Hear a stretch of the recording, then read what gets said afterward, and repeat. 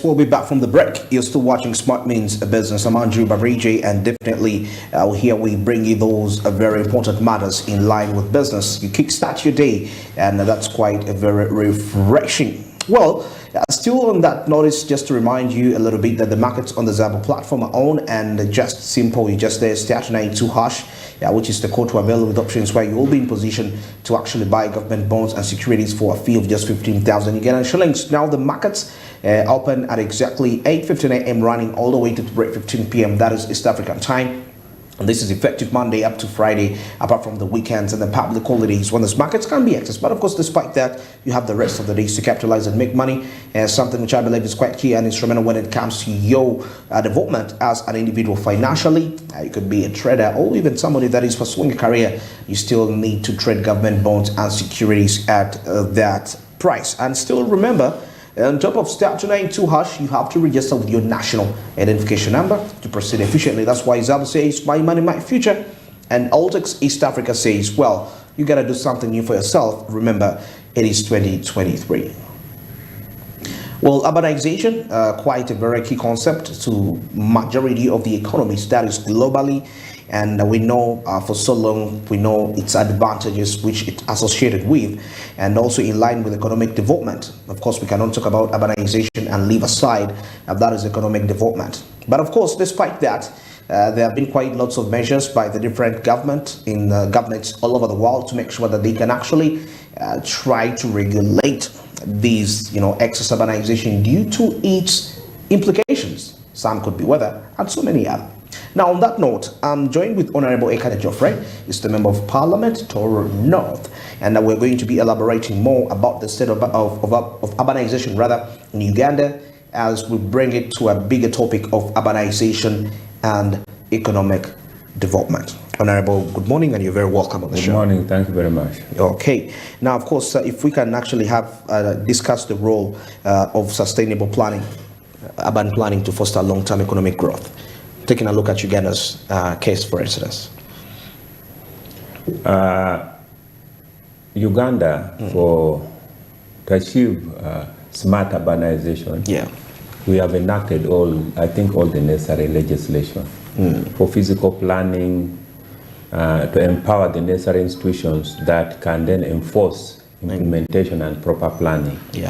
Part of the challenge we have, though, is that most of these policies and laws are enacted, and the necessary institutions are poorly facilitated. Poor facilitation. Right. And as a result, there's weak enforcement, and it leads to poor urban implementation of development. And then government is very slow in provision of urban services. Okay. We find that urbanization is moving faster compared to government provision of services, because urbanization can only be called urbanization if government provide the necessary services. So what constitutes urbanization? Proper planning of physical and facility necessary.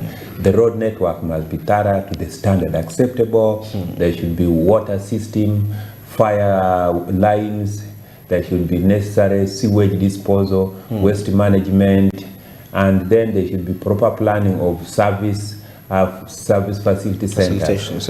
I've repeatedly said, in well-planned cities, in commercially designed places, it also reduces traffic jams. And traffic jam leads to a loss of resource in terms of fuel and time people lose. Because in Kampala, even during the colonial times, you find that streets like Nasa Road, Kuruma Road were designed to provide stationary service-related services.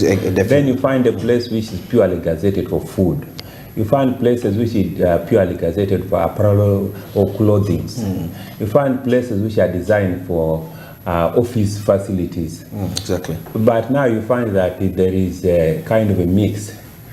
You go to Nasa Road, you find restaurants, clothing. You go to some places, so you find that the road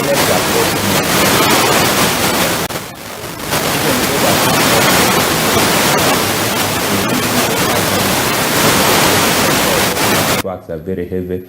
So some people put up buildings along the pathways, places designed for roads, and there is no sewage facility, power lines, telecommunication services. True.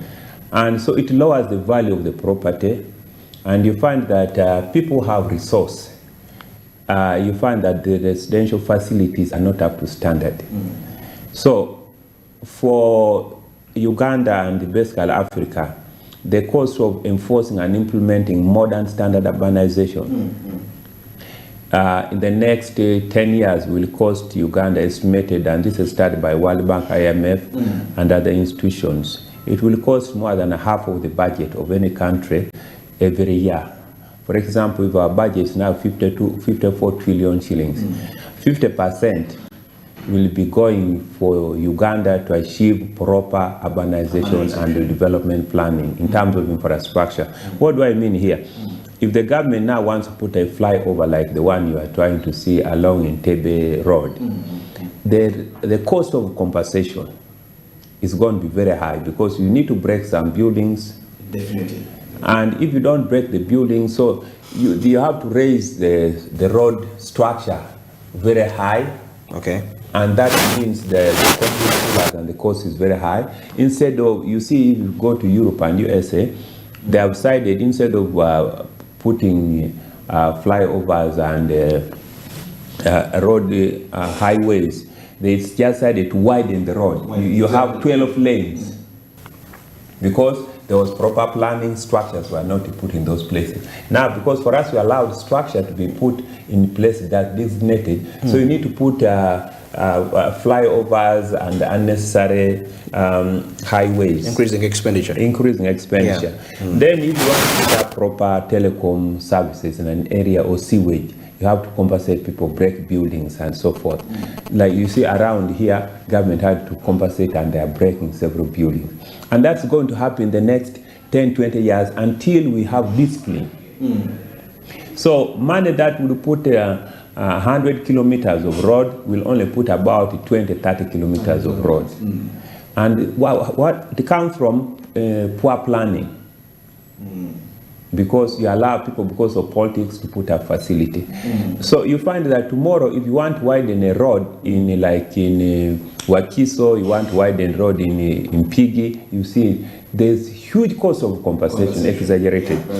Yeah. Secondly, the advantage of urbanization will not be achieved because urbanization is meant to allow people release the land for modern agricultural facility.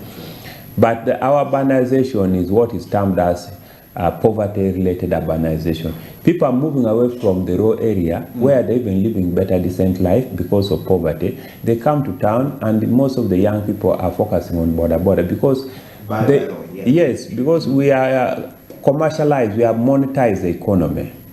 We have not properly utilized our land. Agriculture has not, there's not been proper investment. You find that the soil fertility is leading to poor yield. And because of UPE, Universal Primary Education, many young people have attained education. They can no longer fit in the rural community to survive. So they move to town. And when they move to town, they're living in one-room house facility with the poor sewage services and the related effects. So you find that the land in the villages are not being released. The purpose is that people move to town for jobs. Exactly. People move to town for better life. Better lives, yeah. And they live in organized places. So, but our people are not moving to town because they have opportunity to get jobs. They are just surviving hand to mouth. Okay. And this creates even what we call social crimes. Okay. Yeah. Because also we have not even done better that the few industries that are based in town do not comply with several labor standards. You find so many young people working in these factories of plastics. There are no protective gear, health standards. They work there for 2-3 years. Some of them go and then they get cancer-related disease and several complications. Okay. Even those working in steel, scrap material, even plastic bags, the situations there are very bad. In fact, I wish one day Smart TV can conduct a survey in some of these factories that are meant to empower people. You will see how there the situation is. The situation is not encouraging the standard. So at the end of the day, the urbanization is not helping people to improve their standard of life. Thirdly, urbanization is meant to help the production sector, people to bring food to town. So that now the people in town have a higher economic consumer power, disposable income to consume. But most people in town are still surviving on receiving food from their relatives from the village.